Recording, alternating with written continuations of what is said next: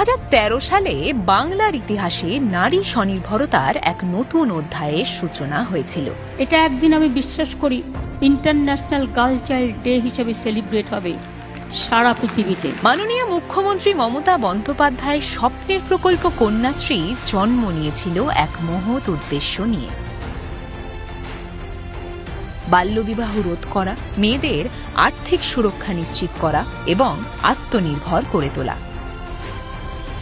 শুরু থেকে আজ অবধি সেই লক্ষ্য পূরণের পথে কন্যাশ্রী হয়ে উঠেছে বিশ্বশ্রী।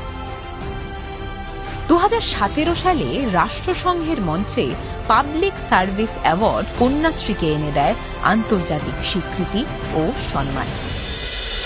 এতগুলি বছরের যাত্রায় প্রায় 1 কোটি মেয়ে এসেছে কন্যাশ্রীর ছাতার তলায়।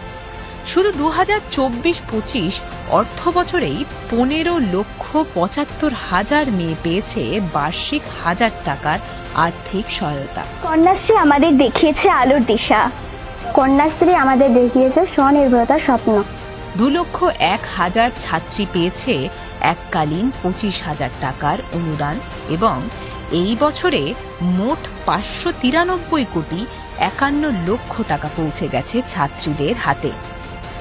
আজ কন্যাশ্রী দিবস শুধু একটি উদযাপন নয়, এটি বাংলার গর্বের প্রতীক, আগামীর প্রতিশ্রুতি। কন্যাশ্রী বাংলার প্রতিটি মেয়ের উজ্জ্বল ভবিষ্যৎ গড়ার চাবিকাঠি।